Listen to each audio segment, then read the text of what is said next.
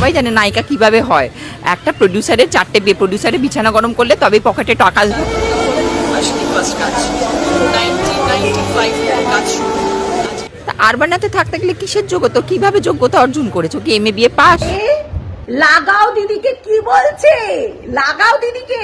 হায় রে, দেখুন একটা কথা বলছি, যারা অ্যাক্টিং করে অ্যাক্টর হয় তারা কিন্তু অ্যাক্টিং করতে কিন্তু ভালো লাগে তাদের। কিছুদিন আগে দেখলেন পুরো লুকটা যেন একদম প্রীতি জিন্টার মতো, তাই নয়? হ্যাঁ, আর আজকে আপনাদেরকে ঠিক তার অপোজিট, যেটা হচ্ছে সাদা শাড়ি আর হাওয়াই চটি পরে চলে গেছে। পরে চলে গেছে নির্যাতিতার মায়ের কাছে। ভাবতে পারছেন?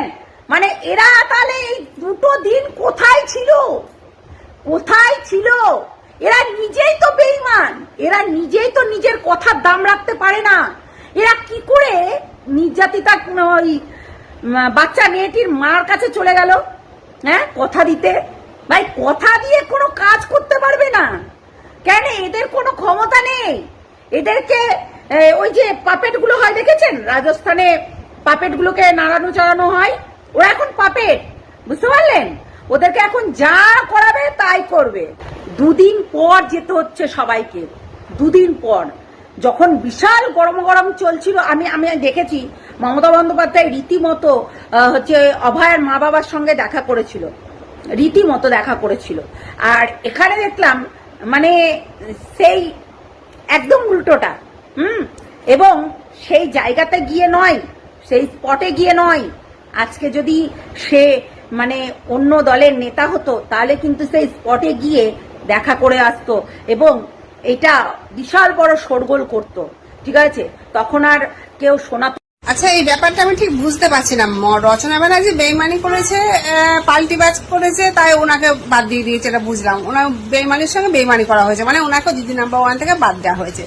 কিন্তু হঠাৎ দাদাগিরি থেকে মানে সৌরভ গাঙ্গুলিকে কেন সরিয়ে দিল আমি বুঝতে পারলাম না। সৌরভ গাঙ্গুলিকে সরিয়ে দিয়ে দেবকে আনা হলো কেন, কিসের জন্য, এটা আমি কিন্তু জানি না। তো হঠাৎ দেখছি যে দাদাগিরিতে সৌরভ গাঙ্গুলির জায়গায় দেব। দাদাগিরি সৌরভ গাঙ্গুলি একটা হাই মানে আলাদা লেভেলেরই একটা অনুষ্ঠান হতো, মানে সারা বিশ্বের লোক মোটামুটি এটা দেখতো, মানে যারা যেখানে বাঙালি আছে, বিশ্বের লোক বলতে মানে অন্য দেশের লোক তো দেখবো না, যারা যে যেখানে বাঙালি থাকুক দেখতো শোটা।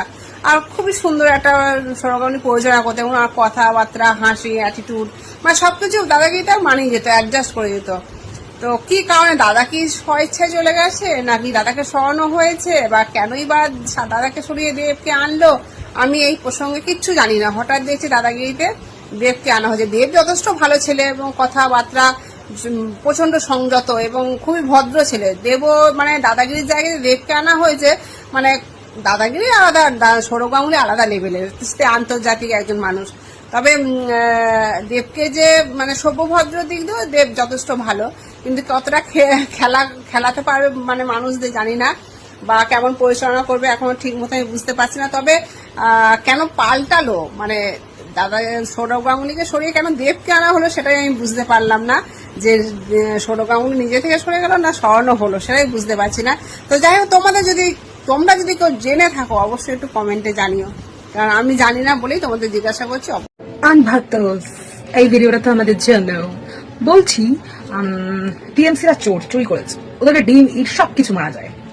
তাহলে তৃণমূল ছেড়ে, টিএমসি ছেড়ে যারা ভালো তৃণমূল, নব্য তৃণমূল হয়ে বেরিয়েছে, যেমন এই চাটাব্রত, এই লাগাও সায়নী, এই লিপস্টিক চন্দ্রিমা দিদি, মানে সবাই তো এগুলো তৃণমূলে ছিল, সবাই তো চোর ছিল, সবাই এখন ভালো তৃণমূলে কনভার্ট হয়ে গেছে, নব্য তৃণমূল। তো বলছি, এদেরকে ডিম মারা যায় না, নাকি এদের জন্য রুলসটা আলাদা? না, মুখ্যমন্ত্রী এদের জায়গা করে দিয়েছে না, এই জন্য একটু ব্যাপারটা একটু বায়াসড হয়ে যাচ্ছে, পার্সিয়ালিটি হয়ে যাচ্ছে এখানটায়। তো সেই জায়গা থেকে বলছি, ঠিক আছে, তৃণমূল নয় চুরি টুরি করেছে, চামারি করেছে, টাকা ফাঁকা কেটেছে, কাটমানি খেয়েছে লোকের, ওদের উপর লোকের এত ঝাল, ঠিক আছে, লোক মিটিয়ে নিয়েছে, ভোটের রেজাল্টে সেটা দেখিয়ে দিয়েছে। কিন্তু ব্যাপারটা হলো, আমি পার্সোনালি ওনাকে চিনি না, এই টিভি বা সোশ্যাল মিডিয়া থ্রুতেই ওনাকে চিনি। উনি সিপিএম এর একটা মুখ, মীনাক্ষী, উনি তো সাথে পাশে থাকে না, উনি ওনার কাজটা ঠিক মতো করে। উনি এখন হয়তো সেই নেতা মন্ত্রীর মতো লুটে খাওয়ার জায়গাও পায়নি, কিছু করে উনি, বা সিপিএম যেই সময় চলে গেছে তখন হয়তো উনি ওই সময় উনিও পলিটিক্স করতেন না।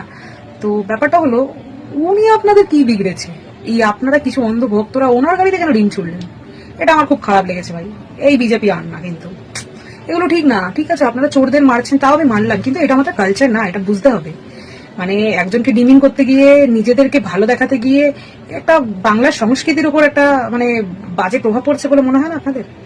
একটা নেতা, আপনাদেরই একটা নেতা বলছে, মানে অন্ধভক্তদের দলের কথা বলছি, এক নেতা বলছে যে এইটা আমাদের সংস্কৃতি না, কি করে হয়? আরেকজন বলছে হ্যাঁ বাজারে পচা ডিম পাওয়া যায়, ভালো ডিম পাওয়া যায়, পচা ডিমের দাম বেশি, যেহেতু মারতে হবে। এগুলো কি হচ্ছে ভাই? মানে আপনারা নিজেরা ঠিক আছেন তো? ঠিক করে বাইট গুলো দিচ্ছেন তো? মানে এক একজন পার্টির মধ্যেই এক একজনের এক এক রকম কথা। এগুলো কি? এই না আপনাদের সংগঠন বড়? এই না আপনারা কেন্দ্রীয় শাসিত দল? আপনাদের নিজেদের মধ্যে মানে বাংলায় এসে গেলে আপনাদের সবাই টালমাটাল হয়ে যান নাকি? কেউ কারোর কিছু ঠিক থাকে না? আমি ভাবতাও ঠিক বলছি কি বলছি না? তোমাদেরকে তো এগুলো একটু নিয়ে প্রতিবাদ করা দরকার। তোমরা ডিম ছড়ো, যা ইচ্ছা ছড়ো, কিন্তু তাদেরকে ছড়ো যারা করেছে, তাদেরকে ছড়ে কি হবে? যে যারা এর মধ্যে ইনভলভই নেই। মীনাক্ষী মুখার্জি যত সম্ভব, উনি তো সত্যি এইসবের মধ্যে নেই। কেন, কি দরকার আছে ওনাকে ডিম মেরে? এটা নিয়ে একটা মানে আমাদের রাজ্যে তাহলে আইন শাসন এগুলো গেল কোথায়? মানে শুধুই কি মানে নিজেরা থাকবো, আমাদের বিরোধী বলে কেউ থাকবে না? এটা হয়? এত স্বপ্ন দেখা ভালো? এই স্বপ্ন দুঃস্বপ্নে পরিণত হয়ে যায়। এই আমি বলে রাখলাম, কিন্তু আগে ভাগে একটু মাথায় রেখো অন্ধভাগ। ঠিক আছে, আসি আজকের মতো এটুকুনি, টাটা। ভাই ভাই বিজেপি সরকার পশ্চিমবঙ্গে আসার পর 4-6 এমন ব্যাটিং করছে, একদম বল বাউন্ডারি বাইরে, মানে মারাত্মক লেভেলের পরিবর্তন। আপনাদের চোখে পড়ছে না? ভাই তাহলে আপনি নিশ্চয়ই চটি চাটা, বুঝলেন কি সুপার লেভেলের পরিবর্তন হচ্ছে। আচ্ছা আমি আপনাকে তাহলে একটা পরিবর্তন দেখাই।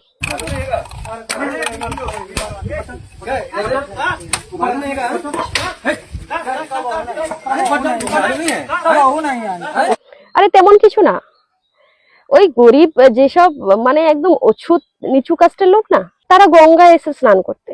ওই নিচু কাস্ট গুলো যদি গঙ্গায় নামে, গঙ্গার জল অপবিত্র হবে না? গঙ্গা তো আমাদের মানে পবিত্র একটা নদী, তাই না? এখানে ভিআইপিসরা আসবে মাঝে মাঝে, সেখানে আবার ফটোশুট হবে, এই জন্যই তো গঙ্গা। এখানে নিচু কাস্টরা নামবে, মানে এই পরিবর্তনটা আমার সেরা লেগেছে।